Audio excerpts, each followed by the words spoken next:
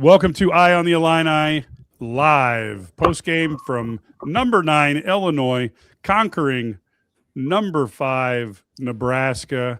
Folks, we have a new sheriff in town in the Big Ten. Illinois atop the Big Ten, tied with Michigan. Illinois just had a stellar second half, and I'll tell you, that was an exciting game to see. Brad, before we started here, you were talking about what Illinois did in the second half.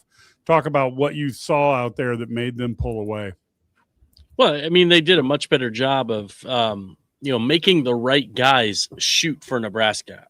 In the first half, they allowed their shooters to get shots. And you look at, whether it was Frager or Sanford, the two great three-point shooters in the first half, those guys combine, they go 4 for 7 each. In the second half, Sanford only gets 2 threes off, and Frager goes 2 for 5 because they were a little tougher.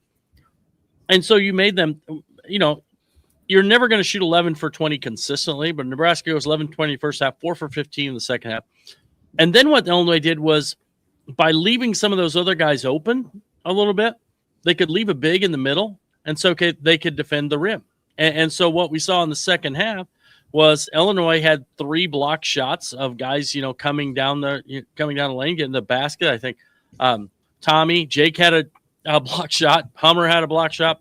Really, really, really impressive performance by the Illini in the second half. The second half was right. We talked about at halftime about making some adjustments. I thought Illinois made some adjustments, and let's be honest, fellas, it's easy to make adjustments when you got another number 23 out there who's not wearing red and black, but he's wearing orange and blue. That kid was special in the second half, I thought which we all said it. We said coming in the second half, he had to be different. And they had to make some plays, and they did that, guys. And this was a big win. No matter how you look at it, this was one of the bigger wins because now you eliminate the loss that you had at home. They put themselves in position to do really, really well in the Big Ten. You're going to get the help of some other people because, let's face it, Illinois plays Michigan State again, and Michigan plays Michigan again. Now you put yourself in position, and I'm just really curious, and I know I don't want to jump the gun, what the national people will have to say, where Illinois will end up in the polls this week. If Keaton Wagler, we'll know he'll win Big Ten Freshman of the Week, if he'll win anything more nationally. This is just a good win, and it's easy, like I said, when you got a guy out there who's composed. And how about the bounce back? I mean, the first half he was kind of nonchalant, but then he adjusted to the physical play of the second half by Nebraska, and they got the win. This was big, and I was wrong, Brad. I was wrong. We all have those moments, Ken. It's okay. The other thing when you talk about the adjustments, he learns so much. Have you ever seen a player who just figures stuff out like he does? I mean, he literally figures out the what the defense is doing, what they're trying to do, and I'm sure he has support from the coaching staff. Don't get me wrong, but even when they change mid-play or mid-game without any from the bench, he knows how to make the right read and so forth. The other thing Illinois did, rather than attack where the traps were, they did a much better job of getting the ball to the nail, and they get the ball into the nail in the center of the lane, and then you're basically playing 3-on-2 at that point because of the way they're defending you, and you've got a guy there. And to have guys who can pass like Merck and Tommy. By the way, how about the tip pass from Tomislav Ivasic? That was amazing. That was one of the great plays. I mean, that should be on every highlight reel. It's fantastic. But when you have bigs that can pass like that, it's really effective. And I got to give a shout-out because he didn't have a very good game. Andrei Stojakovic had 4 assists. Do you realize what that is? That's a career high. That ties his career high for assists in a game, and it is his season high. We always talk about he doesn't pass. Today, he finally figured out that he's going to score off of cuts against Nebraska, and he's got to give the ball up when he dribbles. So, kudos to him, and he did a great job on Sanford in the second half. They all did. Well, Brad, you won't know with us at halftime, but Mike did make a comment that he did have 3 assists at halftime, and because I was critical of his offense, I was saying that they need him to step up, and he did. He made free throws, he had a nice cut, he had a nice end one. So, but the 3 assists, he had 3 in the first half, which was huge. This was a good team overall effort. They stepped up the second half, and I tell you what, we have to give Cam Crocker some credit on defense. This team looks totally different, you guys. Yeah, it also proves the importance of practice. And I know people like to laugh about practice. We talking about practice, man. But the bottom line is you wonder how good this team would be, as good as they are right now. How good would this team be if Tomislav hadn't gotten, tweaked the knee and had tonsillectomy, and Petro had been here earlier and hadn't got a hamstring? You can see that the coaching and the connectedness of the team is so much better. Let's talk a little bit about the stats, just so we can kind of let people know, for those who are who were maybe in the car or something like that. But Illinois had quite a game here. If you take a look, Merkovich, 10 points on 4 for 10 shooting, 8 rebounds, 1 assist, and at least 1 foul that drove Coach Underwood mad, maybe more. Stojakovic with 8 points, 2 for 7 from the field, but 4 for 4 from the free throw line, 2 rebounds and 4 assists. Tomislav with 12 points, 8 boards, 3 assists, including the incredible tip assist. Jake Davis, 13 points, 3 rebounds. Wagler, who had 5 at the half, and we all thought that, hey, we know he's going to come back, ends up with 28 points, 5 rebounds, 5 assists. Humrickhouse, unfortunately, was 0 for 6 with 3 boards and an assist. Really nice block, though. I thought he played good defensively. That's really his thing right now. Yep. And Big Z, 7 points with 7 boards and 1 assist. So and 2 you're blocks. seeing – yeah, and 2 blocks. Yep. And you're seeing a team that Illinois outshot Nebraska 44-42, but they held Nebraska, a point that Brad Underwood's talked about in past seasons, but in the second half held Nebraska to under 40% shooting. So that 39%, that's tough to do against a team like Nebraska. Illinois ends up 30% from the 3. Nebraska ends up 43%. Illinois 81 from the free throw line, 80 for Nebraska. Nebraska's in the same area Illinois used to be in, where if they don't get into the lane, they don't shoot free throws. They did not shoot very many today because they were shooting from outside. The team's tied at 8 turnovers. Points off the turnover was 11-9 for Nebraska. Illinois held a 13 rebound advantage, 40-27, and had an 11-6 advantage on offensive boards, 10-8 on second chance points. Bench points, Nebraska won that battle 24-7. Points in the paint, Illinois 28-18. Fast break points, 8-3 for Nebraska. Blocks, 6 for the Illini when they're playing with what Brad calls the biggest lineup in the history of the Illinois program. 2 for Nebraska. 3 steals compared to 5 for Nebraska. 17 assists for Nebraska. 15 for Illinois. The game was tied 6 times. The lead change was 9 of them. Illinois was in the lead for 20 minutes and 11 seconds. Outscored Nebraska 45-30 on the road in the second half to, I don't say, it was kind of a cruise to a victory. Am I going overboard with that, Brad? No, not at all. They did. I don't know. I think right now they won that pretty handily. Once they got the lead, they just steadily pulled away. Nebraska was frustrated, and I think they're the best team in the Big Ten. And I say that saying that I think Michigan's really good. I think all year I've said Michigan's the best team in the Big Ten. But when you compare the games, if Frager doesn't play in that game, I think Illinois probably wins by 20.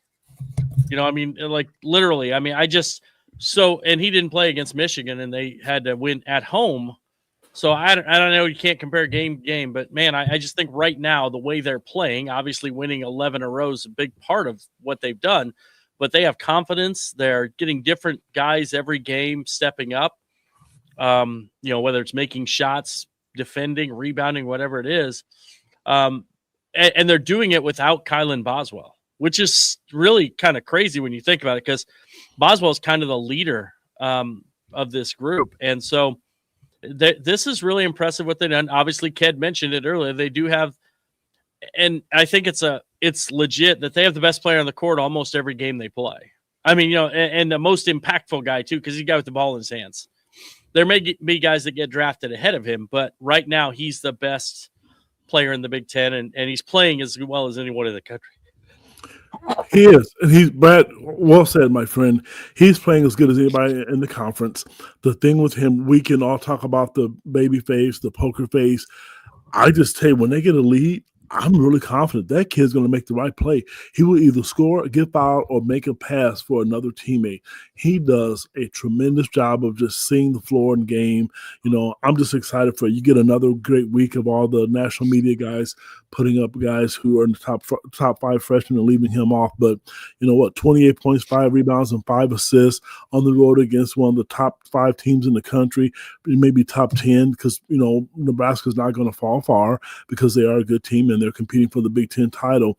But overall, I have to admit, today they probably are the best team in the Big Ten. And why? Look at their road wins. Their road wins that they have and how many games they won in a row. Nobody else has done that yet. So you have to say they're clearly the best team in the Big Ten to date, based off the fact that they've won 11 in a row. And I'm really, really curious to see how this race is going to pan out down the stretch, because like we mentioned last week and this week, fellas, there's a lot of big games on the docket, and not just Illinois. So when Illinois fans are looking at the 1 loss and 10 wins, these other teams are going to be playing against each other. Nebraska will have to play, I believe, Michigan State or Michigan again. And, Illinois and Michigan State are going to have to play. Michigan and Michigan State are going to be playing each other. So, and then Michigan comes to Champaign. This is going to be interesting. Why these games matter right now? Because you're winning on the road. You went to Purdue and Nebraska, and I think this is the first time I think they said that Brad Underwood or Illinois is beating 2 top 5 teams or 2 top 10 teams in the country on the road ever. Yeah, I mean, what a way to go. The back-to-back top 5 victories on the road. So people who say, well, Brad Underwood can't win the game against the ranked teams, I think if you look back, his record would argue a bit with that. But this is dramatic stuff. Mike, they have the second most top 10 wins since 2019. Only Kansas has more. Kansas has 17, and Illinois now has 15, tied with, I think it's Baylor. Yep, I saw that stat. Yeah, and just to go real quick on plus minus, because I know some folks like to hear that. Tomislav led the way at 10. You had Keaton and Ben at 9. Then you had at 6 Big Z and Jake Davis, and then at 3 Stojakovic, and 2 was Merkovich. So the interesting thing is, I've also had the chance to pull the new KenPom rankings, and Illinois is now number 5. Not all the games played today are figured into there, but they moved up to number 5, and so you're seeing that Illinois is matching up well. They now only team in the Big Ten that they follow is Michigan, who is currently ranked number 1. But I do think with that game coming up, Michigan State coming up, what a fun time to be a Big Ten fan, and what a great time to be an Illini fan. Yeah, what's crazy about that, the plus minus. You mentioned the plus minus. Jake Davis was minus 11 in the first half and finished plus 6. So he was plus 17 in the second half.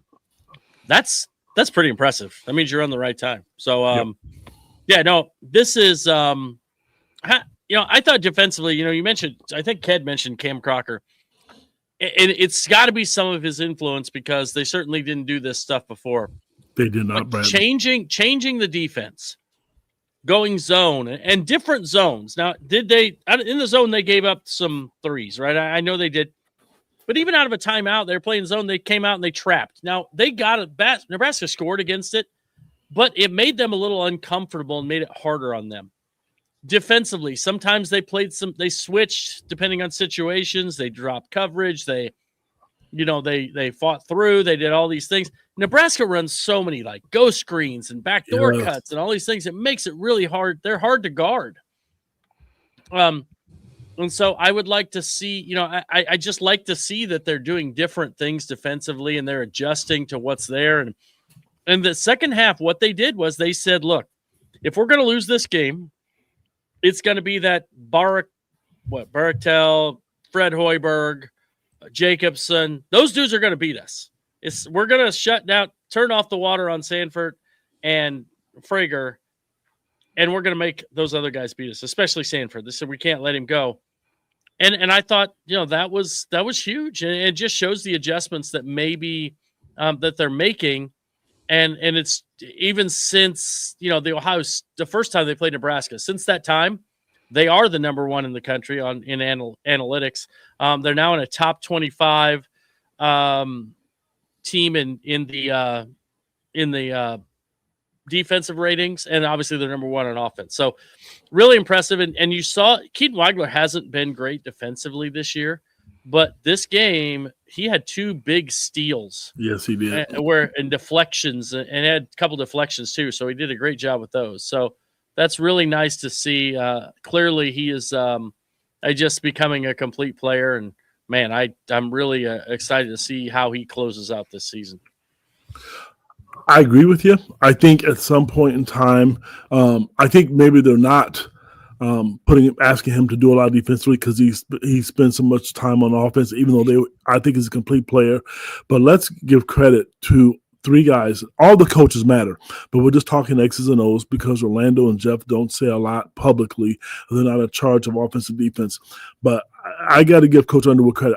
If I were to give Coach Underwood a credit today, this is me. He's getting an A-. He would have got an A+ at the end of the game. And I told you guys, I would have had one of the big fellas in at the end of the game because they started attacking the basket as soon as they saw one of the Ibise's boys out. But where I'm going with this is Coach has made some really, really good adjustments. And I'm not, falling in love or getting married to Cam Crockett or Tyler Underwood, but they've changed the trajectory of this team and how they look. Brad, we talked about it at halftime. The matchup zone I thought worked really well, but you saw the same thing we did. Coach Underwood got really frustrated with Stojakovic. He kept missing assignments.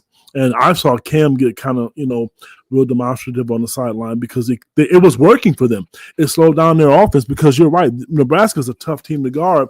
As soon as you think there's a cutter coming, they check out for a 3 for Hoiberg or Sanford. And it's tough to guard. I mean, and they did a really, really good job defensively. Even I think they had 14 or 15 threes. Kudos, because they've always done that. But defensively, Sanford didn't get off and score 28 in the first half like he did last time. I thought they did a really good job on him as well. Yeah, I think that was the difference to me between the first half and second half is most of the threes were contested in the second half. The first half, you had guys getting away and getting, the step in 3. And I think that was tough. We're hearing here from Fedigator that Wagler is the first D1 player in 20 years to have multiple 25-point games versus AP top 5 teams. So that's impressive. I'm going to assume he's giving us good information. So we're going to trust him on that. And I think as we look at Wagler, I can't help but think he hasn't went through that total transformation yet from, having Fletch. How good can he be? I mean, seriously, how good is he going to be when he starts looking like a man, like Io looks like Terrence Shannon looks like? Holy cow. I mean, when you can think he can probably, improve his strength and quickness quite a bit. Sky's the limit for him, Brad. Do you want us to answer it, or do you want ESPN or CBS to answer it? Because Brad and I are going to give you a different answer than you're going to get from them. Well, ESPN is going to go and show the SEC game. So I'm sorry. They won't even talk about it. So you can do it, kid. No, Bradley, I'm deferring to you, my friend. No, I think he could be amazing. I mean, he's already amazing, right? But the only thing he lacks right now is guys look at him and say, I'm going to bully him. I'm going to body him and hope they don't call fouls. Well, if he was, 15 pounds heavier, you can't do that. And he becomes virtually unguardable. And it's funny. We say he's unguardable. It's not like he's so athletic that he can't. That's my point. It's amazing. Like, I mean, you don't have to be the greatest athlete in the world to be really, really good at basketball. Obviously, we see the best players in the world being Jokic and Doncic and etc. You can be just really good at basketball. And you know what I like about him now? Early in the season, he wasn't shooting the three. If you recall, he wasn't taking those shots. And now he's comfortable. He's like, whatever. If I'm open, I'm within about 28 feet. If he's open, it's going up. Yeah, but you know why, guys? Teammates will make him do it. But you know why? Early on, you had Kylan Boswell and Andre, and they were all making shots. And Z, he was deferring. I mean, he really was. Now they're not. You know who made him not defer? Who's that? Their shots. Kylan Boswell. Boswell. Oh, I'm not surprised. Kylan Boswell was like, hey, give him the ball. This dude's that good. Give him the ball. I mean, no. And I think a lot of people, and people are saying, well, he won't be able to do this he's going to fall apart in March. And I don't know. I don't see that. I just see a kid who's getting better all the time at picking his spots. And, it's just they've done some things with him offensively where he doesn't have to bring the ball up. They let Merck bring it up so he can just kind of go down. And then he'll get the ball later in the shot clock and go play. But he's just a player. So here's the funny thing, Brad. Yeah. He could go 6 in the draft.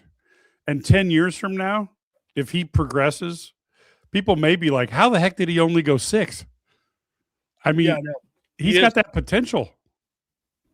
He's so crafty. Here's what he does. He baits people into following him. If you notice, when he gets the ball, he sweeps it, and he sweeps into the defender where they have to call a foul, which I really, really like. That's one of the better moves that you see from a guy. You don't see a lot of older guys make that mistake. And the fact, he was shooting 84% from the free throw line, except for the last game. I know he struggled. But what a nice weapon to have, a guy that's smart with the ball who's just not going to turn it over and put the ball in harm's way. Yep. Oh, for sure. Yeah, I mean, just incredible what we're seeing out of him. The other thing I think we don't talk about enough. Can I address this quote over here about the insistence on playing Bum Rick House at Western Illinois? Do they not understand where he came from? Like, he was like really good at a higher league than Western Illinois. So sometimes we say things that don't make sense.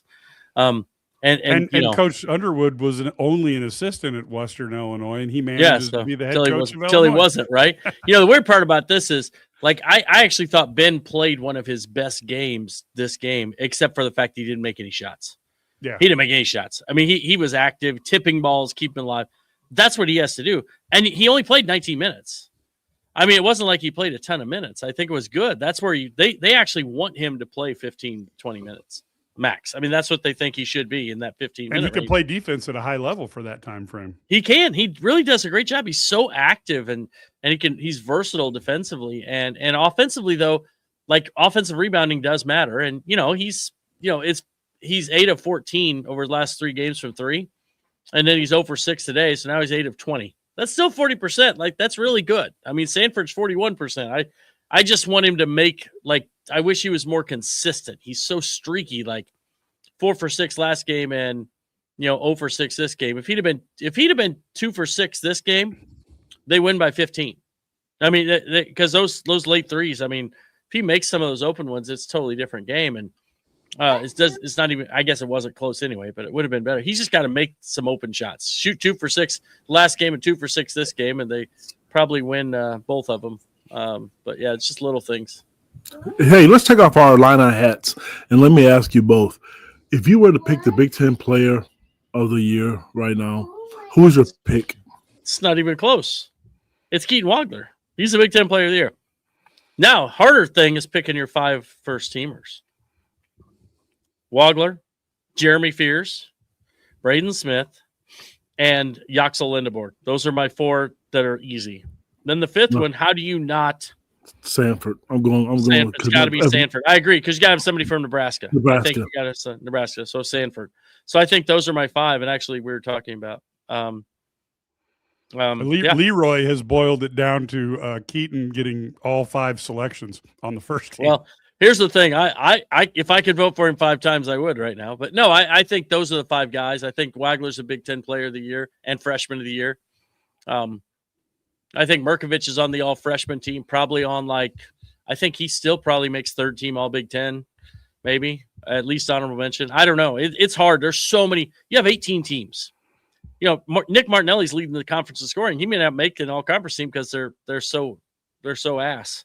You know what I mean? I mean, Northwestern, although, Illinois got to play them one more time. I shouldn't say that till after that game. But, they're so – it's so weird when you look at that. Like, I mean, there's 18 teams now. How do you pick? You got to pick 5 guys first team, 5 guys second teams, 5 guys third team. I want them to change the rule with that. That's tough. When you had 10 teams, 12 teams, it was easy, fellas. Yep. But when you have 18 teams, I mean, let's be honest. Even like the guy – I take 10 and 10. 10 so first what? team, 10 second team. No, don't have a third team. 10 first, 10 second. Honorable mention. I think that would make a lot more sense. Yeah, because you have a guy like Bennett at Iowa. That kid's having a monster year, and he's going to get left off. Yes, he really is. I mean, Maurice Johnson won the game against Michigan State the other night. He was one of the keys to them winning that game down the stretch, and he could be a first teamer. I mean, same with Merkovich. I mean, I don't know. But then all the old timers are going to say, "Well, when I was younger, only 5 guys." Well, we're not spring chickens, but the Big Ten has got 18 teams now, so we can say the same thing because it's different. Yeah, there's no more days where. Oh, when you had 10 teams, that's fine, whatever. 10 teams, but now you got 18 teams. There ought to be at least 20 people on those all-conference teams. I know people probably asking why my eyes are going left and right in yours, Brad, but Illinois women. We're watching the women's game. Yeah, I know. So, I know. I'm sorry. So they just went up by 6. CC for 3. Did it go in? That a girl? Yep, the Illini gal. Yep. Illini gal. Well, she's good, isn't she? Freshman. 25 back-to-back days, folks, over 25 points. When they get Manuela back, she's going to give them a different look, too. Mm-hmm. This is a really, really good team. Yeah, they're going to be good. They're so young. Yeah, you just got to keep them together and not get picked apart in the portal. That's the scariest thing. As we look, by the way, did anybody think that Merkovich with that one foul in the lane was going to give Coach Underwood an aneurysm? At least one, maybe multiple. He would have been in. I think he was almost in the hospital with Jaxtus. Getting a so I don't know. Here's a comment for people who don't drive off the road when you hear this. I thought there was a play in the second half, late in the game, where they called a foul on Nebraska. But Keaton was shooting a free throw. That was a bad call. They never touched him. I'm admitting on the other side, ladies and gentlemen, that it goes both ways. But if I'm a Nebraska fan, I was hot. Now, there were a couple other ones after that. That's great. But I think the officials knew they were fouling or trying to foul. Or I think maybe Fred was telling them to go for the steal, then foul. But that was a bad call. He was in, were you talking about when he was in the trap there? Oh, yes, sir. Yes, sir. That wasn't a foul. The thing was, he still had the ball, so I don't know what would have happened, but I don't know. But you're definitely, that wasn't a foul. But that's where officials guess they're going to foul, and so they start looking for fouls because they're human, and they don't want anything crazy to happen. Hey man, what's Boozilla talking about, baby? I don't know what he's talking about. I have amnesia. What are you talking about? You can't prove I said they were going to lose. Ked already said, "Hey, I was wrong, so it's okay. We're all wrong." Man. I'm wrong. I'm glad to be wrong. If people followed if you follow my predictions, you would be wealthy. All you need to do is listen to the Illini guys, Sports Spectacular, and then take the opposite of what I pick. Brad might be a billionaire now if he had started that 5 years ago. Oh man, radio picks, man! I wish I'd have done that. I'd have a lot more money than I have. I am the epitome of George on Seinfeld when he decided to do the opposite and he made it and he was like perfect. Anyway, looking, I guess too at this, we've got now. Let's turn our eyes forward. Illinois plays Wednesday night at home against Northwestern, and then the massive one Saturday, 7:00 against Michigan State. Yeah. Is Northwestern a trap game, Brad? It's a home game? No, because it's Northwestern, so there's going to be a lot of – and they know. They lost to them last year, and they know what it was like when they played up there. I don't think so. I don't know. I don't think it's a trap game. I think – I'll be honest with you. I went into this the 3 road games at Purdue, at Nebraska, and at Michigan State. And I said, if they win one of those games, That's awesome. Well, now they got 2. So this is house money at Michigan State. I just don't want them to break Wagler's nose or trip somebody because Michigan State, I mean, they're a team of, here's the thing. It is what it is. I don't know that it's intentional. It's just the way they teach them to be physical and attack people when they go downhill. And he just sends in a big guy. That trip did look bad, man. The Fierce trip the other day was lucky the guy didn't get Martin didn't get he's hurt. getting away with stuff. He's shoving people in the back. And on that rebound. They won the Rutgers game because he literally shoved a guy in the back and nobody called it. I know, yeah. But yeah, no, I agree. That's my only concern with Michigan State is that they get away with beating up. Izzo's taught that stuff for 30 years. It is what it is. But Illinois is going to have to overcome is the crying by Izzo. I mean, and they know that. But the stat that we got, I'm looking at it. Keaton Wagler's first Division I player in over the last 20 years to have multiple 25-point games in a row wins against top 5 teams. That's impressive, fellas. It really is. So that is official. Yeah. That no, was... here's my concern right now. You got 3 of the next 4 at home. You got to win those 3 home games. Yeah. Like that's the way I look at it. Before you go on that road trip, you win those 3 home games, and then the Michigan State game is gravy. I mean, I'm not crazy thinking they're going to go 19-1 or something in the Big Ten, and maybe they will. Maybe they'll close like that 03-04 team did, where they go on a run in the Big Ten tournament or Big Ten and win the last 10, whatever, 12 in a row or whatever. Maybe that'll happen. But I think they just you can win 3 home games coming up. The road game's gravy at Michigan State before you go on that road game out there. And then down the stretch, I mean, Maryland's terrible. Oregon's terrible. And then they got the Michigan game. I mean, they have a great chance to go 17-3 in the Big Ten, 16-4. And you said 17 wins was going to do it. I mean, you called that. I remember you saying that because you thought if they got 17 wins that it was definitely possible. Yeah, if they get 17 wins, I think they're going to be at least in a share for the Big Ten title. And you're getting a 1 seed because you're in the best conference in college basketball, and you got 5 teams out of the top 12 or 13 or whatever it is going to be next week, and you win it, you're getting 1 seed, and you get a 1 seed now they're locked in to St. Louis, potentially. I guess Michigan could be there over them, but probably getting St. Louis and Chicago heading to Indy maybe. How about that? I like to see them get a 1 seed. I'm really curious if they can get a 1 seed. They're a 2 right now. I think Illinois is a 2 seed right now. Without a doubt. I agree now, with you. I mean, right now, a lot of people have Michigan as a 1 seed. I wonder if they'll overtake Michigan and get that. Beat them head to head. You beat Michigan and Michigan State, and you've beaten all those teams head to head. And the only time you played them. I mean, and then even if you lose one out I think that going out and winning both games in California will be tough. I do too. Because those teams aren't, and you're traveling across the country. I know it's not going east. And then, and I guess coming back home then for the Michigan game, what I like about that is they literally have almost a week between UCLA and Michigan. And so they get a little bit of a break before that. So when you're coming back to the east, they always say that's tough coming back. But, I don't know. If they continue to play this well offensively and defensively and execute at this level, they're going to have a great chance. They're now first in the conference in offense, 8th in defense efficiency.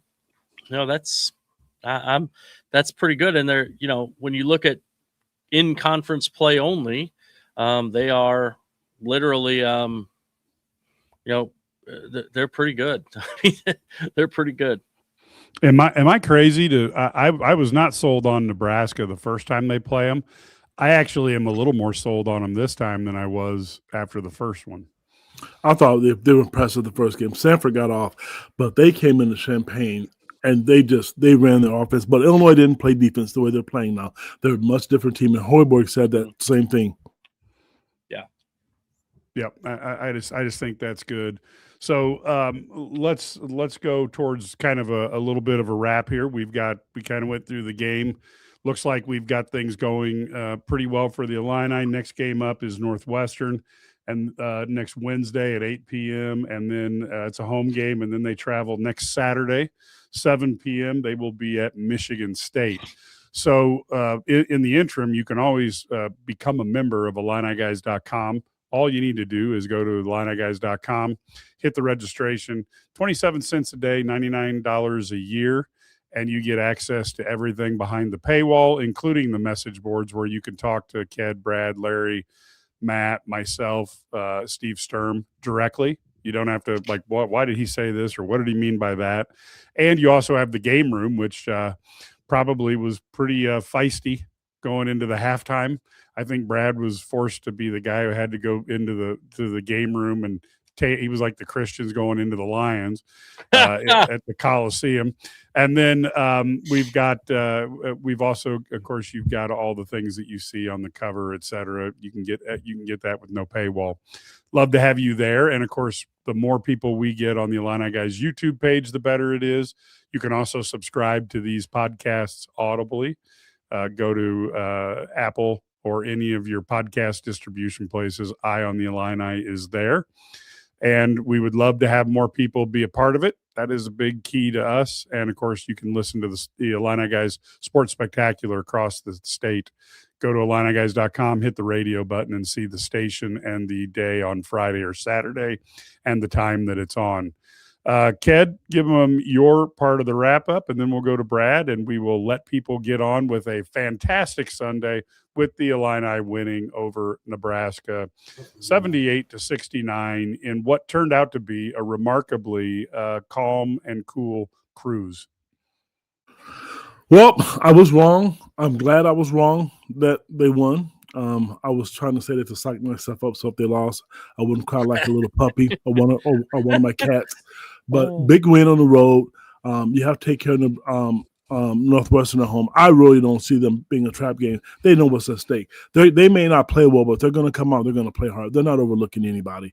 Great road win. I'm going to enjoy the next few days because from a media standpoint, the publicity that they're getting from Keaton Wagler to the team, I'm enjoying all that. And let's face it, this team is good. It is what it is, and we can try to overanalyze it. They're good. Best team of the Underwood era, kid? I can't say that. I'm really sorry because they got to the final eight, guys. I'm not going to say that because this team could lose in the first round of the tournament. Remember what that team did with Iron Kofi? It's possible. I know. I'm just asking. It's just a question. Oh yeah, and it's possible that they could be, but offensively, it's a more well-rounded team. I'll definitely say that than when they had Terrence Shannon and the booty ball warrior and Marcus Domask. Yeah, definitely. No, it's they're pretty definitely it's been an impressive stretch. I think it's gonna be interesting how they bounce back, handling success. That's one thing this team's done better than maybe other Illinois teams is handle success, because that's the hardest thing. You get all the hype. I mean, obviously Keaton Wagler doesn't seem to bother him because he just handles success. I mean, nothing bothers him. Right. I mean, it's just insane. He scores 46. He comes back, ho hum, I'll just do this. Oh, ho hum, I'll just do that. I mean, just whatever. He just does what he does. But so I gotta say that, they've handled it well. They just gotta continue showing up day in, day out and win the games that are in front of them. So I think it's gonna be very like you say, it's gonna be very interesting to see how this season plays out. The other thing, I'm gonna throw a little tidbit out here. Okay. I'll give you an idea. I'm not gonna go too in detail, but when we're watching it, who's coming back, who's leaving, you're gonna have a pretty good idea. The guys that they have coming in, the two guards, Lucas Murillo and Ethan Brown, have been playing extremely, extremely well right now, and they are really going to be good. Both guys for different reasons, but both guys are going to be really, really good. Watch the college coaching carousel, because every player, every coach that gets fired means that every player on that roster is fair game to leave. And all of their recruits who've signed their letter of intent is available to leave. So watch that coaching carousel to see, and there will be options that will pop up coming up after those coaches get fired. And Illinois is going to be right in the mix with some of these guys. And so it's, yeah. So, Brad, that leads me to one question. Mm-hmm. You're in football, if you're an offensive coordinator and you've got the best offense in the history of college football, there's going to be people who are looking at you in today's game to lead a team. How long before Tyler Underwood and the performance of this offense makes him a target for a head coaching job? And I'm not talking about a penny ante head coaching job. I'm talking about a coaching job that you can attract talent to. And you know that if he gets talent, his teams are going to score. Yeah, I think it's interesting. He's so young, but he's such a good basketball mind when it comes to the offensive side of the basketball court. I mean, he's just fantastic. He really understands. He's modern. He's analytics based. He knows, the efficiency model is just fantastic. I don't know. It's going to be hard to see anybody younger like him going someplace else. I do think there is a situation where he stays here another, 5, 10 years, whatever. Brad, I don't know when Brad's planning on hanging him up. I think if they win a national title, Brad might be out the door the next day. Who knows? But because he wants to win one really badly, and that's kind of that's the goal. But maybe he'll try and win 2 then. I don't know. But that's obviously a possibility. By the way, on the coaching carousel, did you see the big hire today? Shocked me. Anybody see the hire today?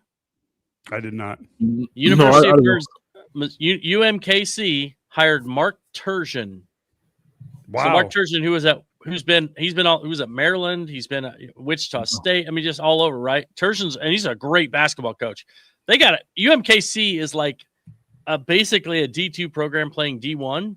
Basically. And they don't have much NIL, don't have stuff, but yeah, they've to hire Mark Turgeon. That's really wild. That's going to give them some legitimacy, and you might see them get a few more things. So yeah, I don't know. So there's my tidbit. Just keep an eye on those things.